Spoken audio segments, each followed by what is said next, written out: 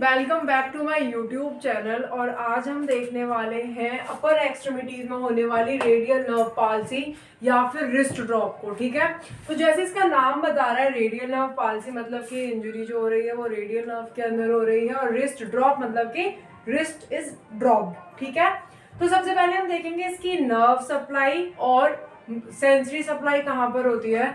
Nerve supply का मतलब होता है कि किस किस मसल को ये सप्लाई दे रही है। ठीक है, मसल सप्लाई कहाँ कहाँ पर जा रही है इसकी। तो इसका जो कोर्स होता है, ठीक है, कोर्स भी देखना जरूरी है क्योंकि पीछे से जा रही है आगे की तरफ आ रही है, वो सब चीजें देखते हैं कि ये यहाँ से आएगी, आपका एक्जिला वाला एरिया ये है, और यहाँ से होती हुई पीछे जाएगी ह्यूमरस से, क्योंकि वहां पर एक रेडियल ग्रूव होती है, और फिर आगे की तरफ अपीयर होगी यहाँ पर सुप्राकॉन्डाइल पर, लेटरल सुप्राकॉन्डाइल पर, और यहाँ पर आकर के ये सारी मसल्स को सप्लाई देगी। ठीक है, तो सबसे पहले ये सप्लाई देगी आपकी ट्राइसेप्स को, ट्राइसेप्स के तीनों हेड्स को सप्लाई देगी। ओके, फिर ब्रैकियो रेडियलिस को, और यहाँ पर मैंने कुछ मसल्स के नेम जो हैं ये लिखे हुए हैं शॉर्ट फॉर्म के अंदर क्योंकि जगह थोड़ी सी कम पड़ रही थी। ठीक है, तो यहाँ पर देखो एक्सटेंसर कार्पाई रेडियलिस लॉन्गस। ठीक है, extensor E for extensor, C for carpi and R for radialis, L for longus. ठीक है, सेम चीज यहाँ पर कॉपी हो रही है, सिर्फ चेंज होगा बी जो है ब्रेविस। ठीक है, एक्सटेंसर कार्पाई रेडियलिस ब्रेविस और सुपिनेटर। ठीक है, इस वाली मसल को थोड़ा ध्यान रखना, सुपिनेटर को। ठीक है, सुपिनेटर का क्या काम होगा, सुपिनेटर का काम समझ लो पहले। मसल का काम क्या होता है, ये हमारा हाथ है, ये अभी किस पोजीशन में, this is called pronation. Pronation तब होती है जब देने वाला होता है। प्रो कौन होता है, इंसान जो देता है हमेशा। ठीक है, और सुपिनेशन मतलब ऊपर की तरफ आ गया, जस्ट अपोजिट। एक याद कर लोगे दूसरा अपने आप याद हो जाएगा। तो सुपिनेशन जब पाम टूवर्ड्स दी ग्रेविटी हो, मतलब टूवर्ड्स दी अर्थ हो, तो this is called pronation, pro है। और सुपिनेशन जस्ट उसके अपोजिट, जब पाम ऊपर की तरफ स्काई की तरफ फेस कर रहा हो, तो दिस इज कॉल्ड सुपिनेशन। तो सुपिनेटर मसल जिसकी सप्लाई जो है वो रेडियल नर्व दे रही है, उसका काम क्या होगा, सुपिनेटर मतलब सुपाइन करना। ठीक है, तो यहाँ पर फिर आपका extensor carpi ulnaris, extensor digiti minimi, digiti मतलब फिंगर्स को दे रहा है, पॉलिसिस मतलब एब्डक्टर पॉलिसिस लॉन्गस, पॉलिसिस मतलब होता है थंब।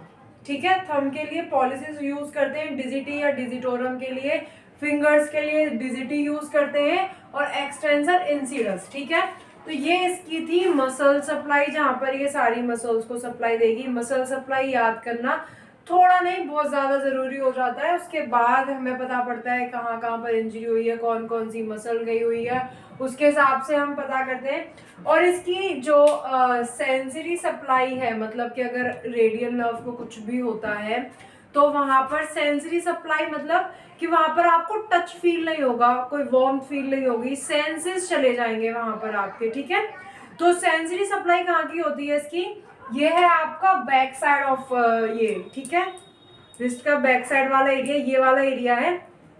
तो इसकी सेंसरी सप्लाई रिस्ट पे कहाँ होती है, हैंड के ऊपर, यहाँ से लेकर के और mid of the ring finger में, मैंने रिंग भी डाली हुई है तो उसे याद रहेगा, रिंग फिंगर। ठीक है, यहाँ से लेकर के mid of the ring finger की जितनी भी सप्लाई है ये आपकी सेंसरी सप्लाई किसकी है, रेडियल नर्व की। ठीक है, हर एक नर्व की यहाँ पर सेंसरी सप्लाई होती है।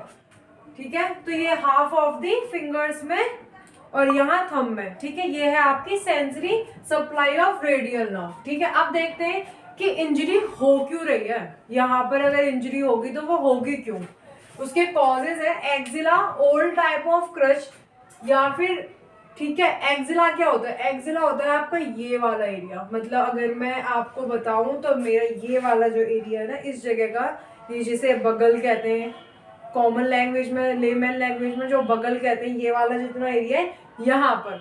ठीक है, अब कॉजेज क्या होंगे अगर एक्जिला पे इंजरी होती है, क्योंकि यहाँ से ये जा रही है ना, तो बस यहाँ पर अगर कंप्रेशन आता है तो किस वजह से, जो ओल्ड टाइप के क्रचेस होते थे ना, क्रचेस कैसे होते थे, यहाँ पर ऐसे थोड़ा सा वो दे रखा है, कोई ज्यादा अच्छे से मेजरमेंट वगैरह नहीं करा और बस यूज कर रहे हो उसको, तो वो क्या करता था, प्रोलॉन्ग टाइम के लिए यूज करेगा।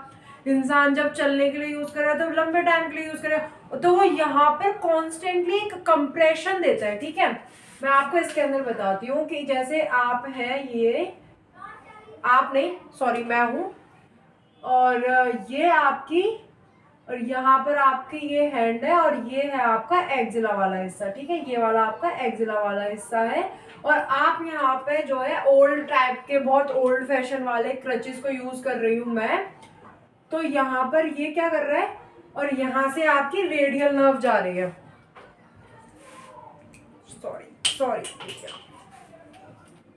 तो यहाँ से जो है आपकी इस वाले एरिया से आपकी जो नर्व है वो जा रही है। तो क्या हो रहा है इनडायरेक्टली कि लंबे टाइम तक इसके ऊपर कंप्रेशन आ रहा है। तो कंप्रेशन अगर एक्सिला के अंदर आ गया, यहाँ पर कंप्रेशन आया, तो आपकी तो सारी मसल्स नीचे की रह गई ना, जिसको वो सप्लाई दे रहा है, तो सारी की सारी ही मसल्स पैरालाइज्ड हो जाएंगी, ठीक है, तो पूरा हाथ ही पैरालाइज्ड हो गया। ओके आपका दूसरा रीजन क्या है, ह्यूमरस पे होने का, मतलब ह्यूमरस मतलब ये वाला एरिया, ठीक है, ह्यूमरस वाला एरिया।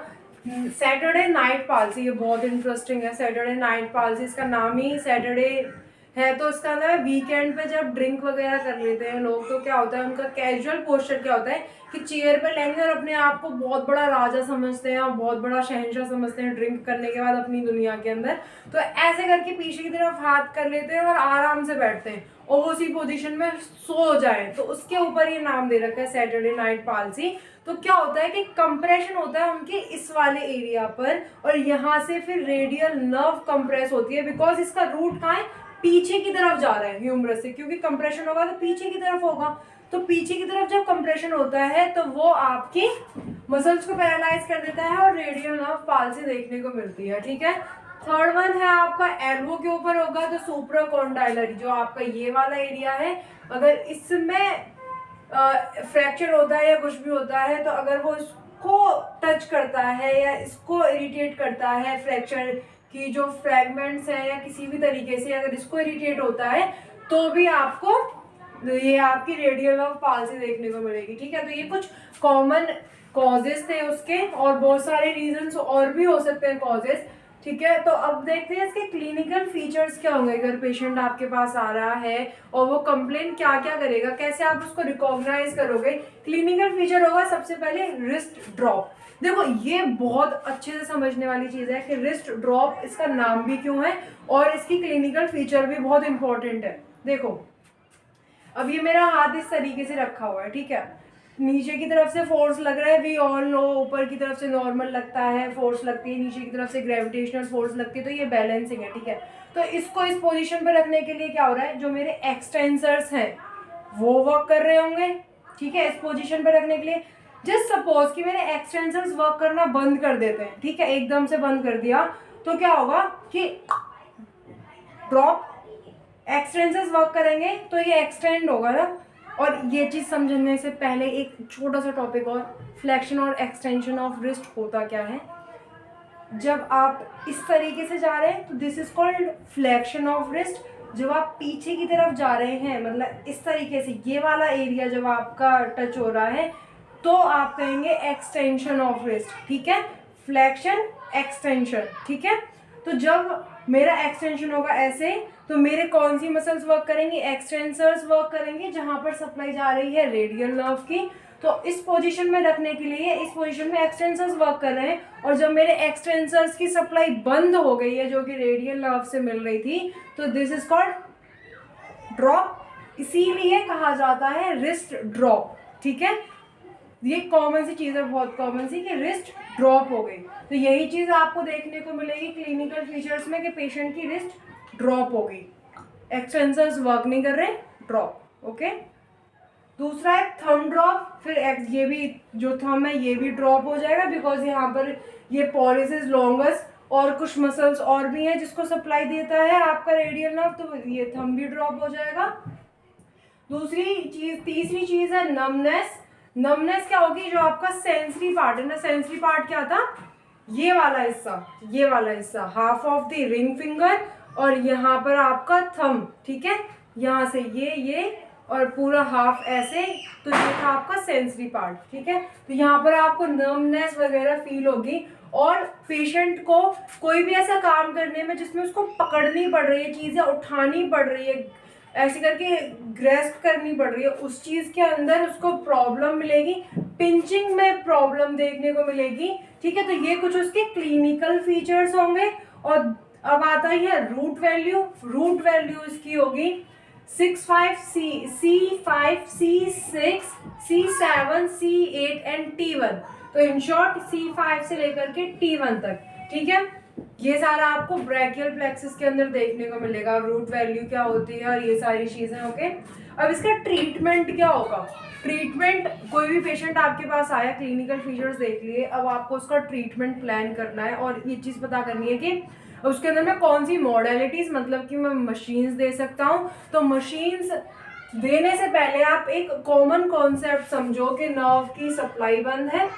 ठीक है, नर्व सप्लाई नहीं दे रही है, मसल्स की सप्लाई बंद हो चुकी है, उसको सप्लाई नहीं आ रही है।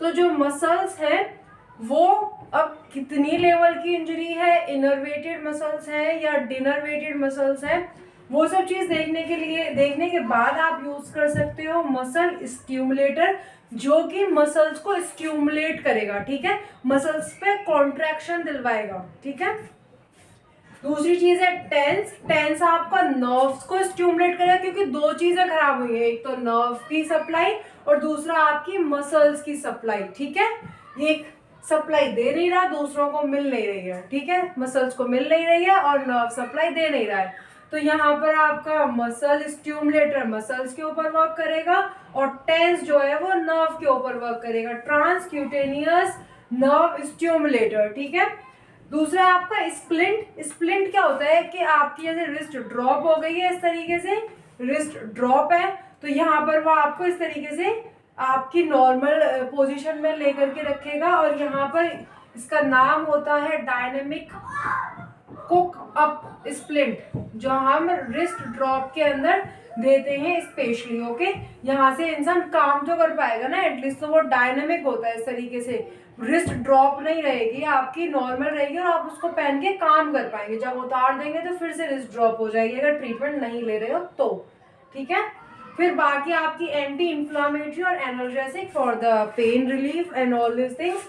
और लास्ट में है आपकी एक्सरसाइजेस। एक्सरसाइजेस भी होती हैं, इसके कुछ स्ट्रेचेस वगैरह भी होते हैं, वो सारी चीज़ें होती हैं। तो ये था प्रॉपर, आपकी एक्सरसाइजेस बहुत इंपॉर्टेंट रोल प्ले करती हैं। ओके, तो ये था आपका total about wrist drop. Okay, याद रखना इसको, एक्सटेंसर्स वर्क नहीं कर रहे, रेडियल एक्सटेंसर्स को सप्लाई देती है और जब सप्लाई बंद और एक्सटेंशन नहीं हो रहा है तो रिस्ट ऑब्वियसली फ्लेक्शन के अंदर जाएगी। दोनों फ्लेक्सर्स और एक्सटेंसर्स सिनर्जिस्टिकली वर्क करते हैं जब रिस्ट इस तरीके से रहती है। ठीक है, और अगर एक काम कर रहा है और दूसरा नहीं कर रहा है एक्सटेंशन में लाने वाला, तो ऑब्वियसली जब एक काम कर रहा है तो वो चीज जीत जाएगी ना, तो वो अपनी तरफ खींच लेगी। ठीक है, फ्लेक्सर्स अपनी तरफ खींच लेंगे। ओके, तो ये चीज थी। Thank you so much for watching my video. I hope थोड़ा बहुत समझ में आया होगा और कामली पढ़ो, हर एक चीज़ को थोड़ा रिलेट करके पढ़ो, अच्छे से पढ़ो तो सब चीज़ समझ में आएगी। ठीक है, थैंक यू सो मच।